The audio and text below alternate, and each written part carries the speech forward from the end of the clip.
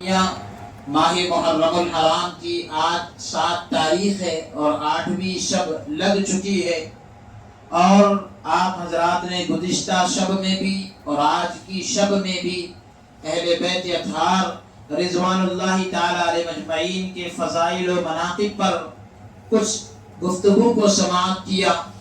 اللہ عز و جل نے اپنی لاریب اور مقدس کتاب میں اہل بیت اطہار کا تذکرہ جس انداز سے ذکر کیا، اس کو ہی دیکھا جائے تو ایک نرالی شان رکھتا ہے۔ کیا آیت پاک ہے، 22ویں پارے کا پہلا ہی صفحہ ہے، انما یرید اللہ لیذھب عنکم الرجس اہل البیت ویطہرکم تطہیرا۔ اہل بیت کا لفظ قرآن میں بھی استعمال ہوا۔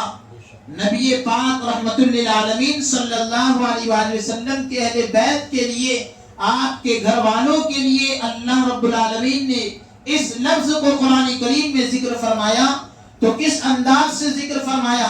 انما یرید اللہ، بے شک اللہ تبارک و تعالی چاہتا ہے۔ کوئی دنیا کی طاقت اللہ تبارک و تعالی کی طاقت سے بڑھ کر نہیں ہو سکتی۔ ہمارا یہ ایمان ہے، ہمارا یہ عقیدہ ہے، انما یرید اللہ لیذھب عنکم الرجس۔ اہل بیت سے اللہ تبارک و تعالی نے جب اہل بیت کا تذکرہ بیان کیا تو کیا فرمایا؟ انما یرید اللہ، بے شک اللہ چاہتا ہے، اور اللہ کی شان کیا ہے؟ فعال لما یرید، جو چاہتا ہے وہ کرتا ہے، اسے کوئی روکنے والا نہیں، اسے کوئی ٹوکنے والا نہیں۔ اللہ تبارک و تعالی جو چاہتا ہے کرتا ہے۔ تو اب اللہ چاہتا ہے، اللہ کی منشا، اللہ کی چاہت ہر چیز کے اوپر غالب ہے۔ تو اللہ کیا چاہتا ہے؟ لیذھب عنکم الرجس اہل البیت ویطہرکم تطہیرا۔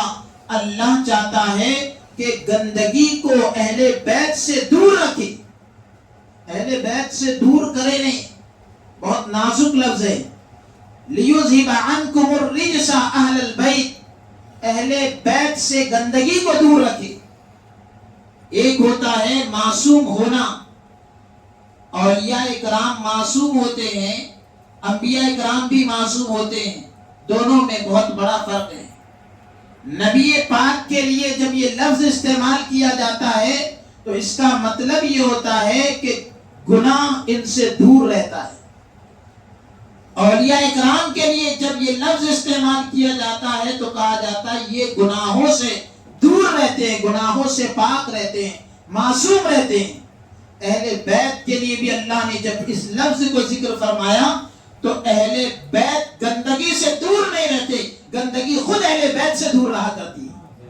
انما یرید اللہ لیذھب عنکم الرجس اہل البیت ویطہرکم تطہیرا۔ اللہ تبارک و تعالی تمہیں خوب پاک کرنا چاہتا ہے، خوب پاک کرنا چاہتا ہے۔ عزیزان ملت اسلامیہ، اللہ کے محبوب دانائے غیوب صلی اللہ تعالی علیہ وآلہ وسلم نے جب اہل بیت کی شان کو بیان فرمایا تو کس انداز سے بیان فرمایا؟ حضرت ام سلمہ رضی اللہ تعالی عنہ فرماتی ہیں کہ جب یہ آیت پاک نازل ہوئی اہل بیت کی شان میں، لیذھب عنکم الرجس اہل البیت ویطہرکم تطہیرا، اللہ کے محبوب دانائے غیوب صلی اللہ تعالی علیہ وسلم نے حضرت فاطمہ الزہرا رضی اللہ تعالی عنہ اور حسنین کریمین کو بلا کر کہا، ہؤلاء اہل بیتی، یہ میرے اہل بیت ہے۔ حضور علیہ السلام نے ان کو بلا کر فرمایا یہ میرے اہل بیت ہے۔ حضرت ام سلمہ رضی اللہ تعالی عنہ فرماتی ہیں کہ یا رسول اللہ علیہ السلام، کیا ہم بھی آپ کے اہل بیت میں؟ حضور علیہ السلام نے فرمایا بلا انشاء اللہ تعالی، کیوں نہیں، اللہ نے چاہا تو آپ بھی میرے اہل بیت کے اندر شمار ہیں۔ الحمدللہ اہل سنت والجماعت کا عقیدہ یہ ہے، اہل سنت والجماعت نے جہاں اہل بیت کی تعظیم کو اپنے دلوں میں بسا کر رکھا ہے، وہیں پر صحابہ کرام کے ادب کو بھی ملحوظ رکھا۔ اور ہم یہ کہتے ہیں جیسا کہ ہمارے جتنے اکابر بزرگان دین ہیں جنہوں نے بڑی بڑی کتابیں لکھی اور جن کی بات پر کوئی ایک مکتبہ فکر نہیں بلکہ ساری دنیا آج لبیک کہتی ہے، ایسے اکابرین بزرگوں نے کہا کہ جیسے رسول پاک کی محفل میں صحابہ اہل بیت دونوں رہا کرتے تھے، ویسے ایسے الحمدللہ ایک خوش عقیدہ سنی مسلمان کے دل کے اندر بھی اہل بیت اور صحابہ دونوں کی محبت جگہ کرتی ہے، اور دونوں کی محبتوں سے ان کا دل مالا مال ہوتا ہے۔ حضرت سیدنا ام سلمہ رضی اللہ تعالی عنہ کے گھر میں یہ آیت نازل ہوئی اہل بیت کی شان میں۔ عزیزان ملت اسلامیہ، اور ایک روایت آپ کو سناتا ہوں جس سے آپ کا ایمان تازہ ہوگا انشاءاللہ تعالی، ایمان تازہ ہوگا۔ حضرت ابو سلط حروی رضی اللہ تعالیٰ عنہ اس حدیث کے راوی ہیں، اور یہ ان کا ابتدائی درجے کے روات میں شمار ہوتا ہے۔ یہ روایت کی سند پہنچتی ہے سیدنا علی کرم اللہ وجہ الکریم تک۔ سند اتنی پیاری سند، حضرت ابو سلط حروی رضی اللہ تعالیٰ عنہ اپنے شیخ کے واسطے سے اس روایت کو نقل کرتے ہیں حضرت امام موسیٰ رضا رضی اللہ تعالیٰ عنہ سے، اور وہ نقل کرتے ہیں اپنے والد سے، وہ نقل کرتے ہیں حضرت امام جعفر صادق رضی اللہ تعالیٰ عنہ سے، اور وہ نقل کرتے ہیں اپنے والد امام باقر رضی اللہ تعالیٰ عنہ سے، وہ حدیث پاک کو نقل کرتے ہیں اپنے والد سیدنا امام زین العابدین رضی اللہ تعالیٰ عنہ سے، وہ حدیث پاک کو نقل کرتے ہیں اپنے والد سیدنا امام حسین رضی اللہ تعالیٰ عنہ سے، اور وہ نقل کرتے ہیں اس روایت کو اپنے والد سیدنا علی رضی اللہ تعالیٰ عنہ سے، اور وہ اس روایت کو نبی پاک علیہ السلام سے نقل فرما رہے ہیں۔ عزیزان ملت اسلامیہ، روایت کیا ہے؟ الایمان معرفت بالقلب، ایمان نام ہے دل سے یقین کرنے کا، وقول باللسان، زبان سے اقرار کرنے کا، وعمل بالارکان، فرائض کی ادائیگی کا۔ تین چیزوں کا نام ایمان ہے، دل سے یقین کرنا، زبان سے اقرار کرنا، اور ہمارے جو پارٹس آف باڈی ہے اس سے فرائض کی ادائیگی کرنا، اس کا نام ایمان ہے۔ یعنی ہمارے دل کے اندر بھی ایمان کی پختگی ہو، زبان سے بھی ایمان کا اقرار ہو، اور ہمارے کردار سے بھی، ہمارے اعمال سے بھی اسلام اور ایمان جھلکتا ہوا نظر آئے، تو یہی ایمان ہے۔ الایمان معرفت بالقلب وقول باللسان وعمل بالارکان، یہ تین چیزیں بیان فرمائی مولائے کائنات نے حضور علیہ السلام سے نقل کر کے۔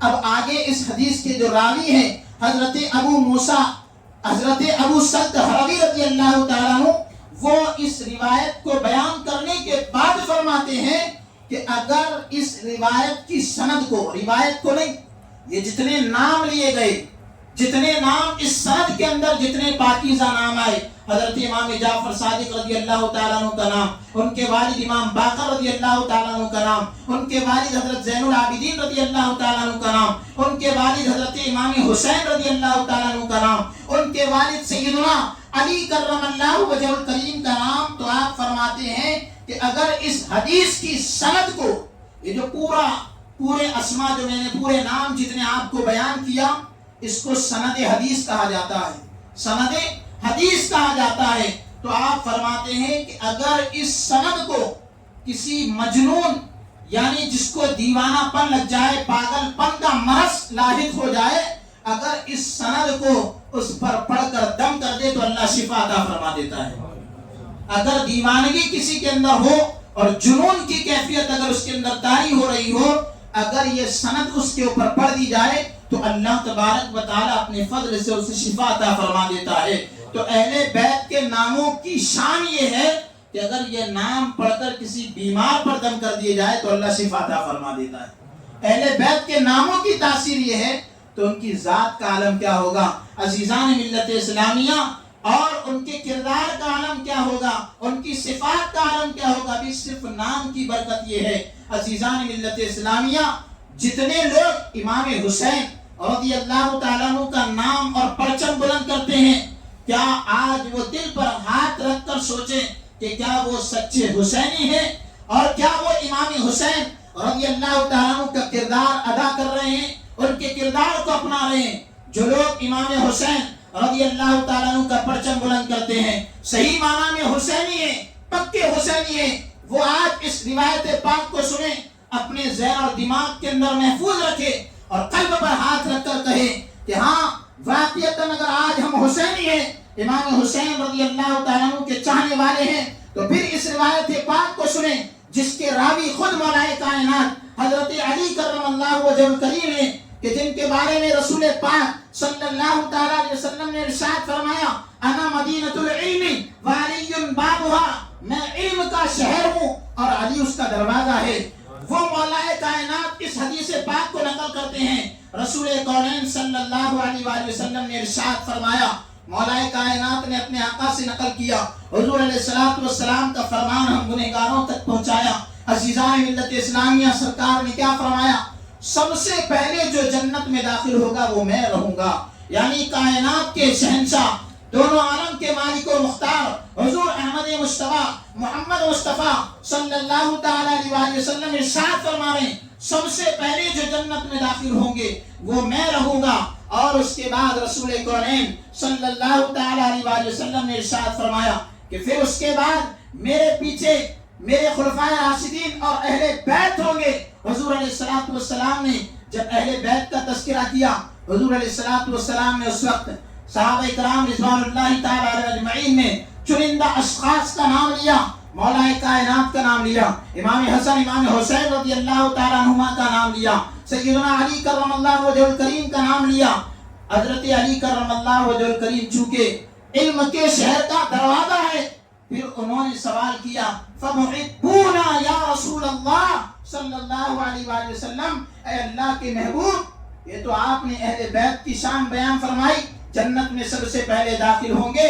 حضور علیہ السلام سے انہوں نے سوال کر لیا، یا رسول اللہ علیہ السلام، پھر جو ہم سے محبت کرنے والے ہوں گے وہ کہاں رہیں گے؟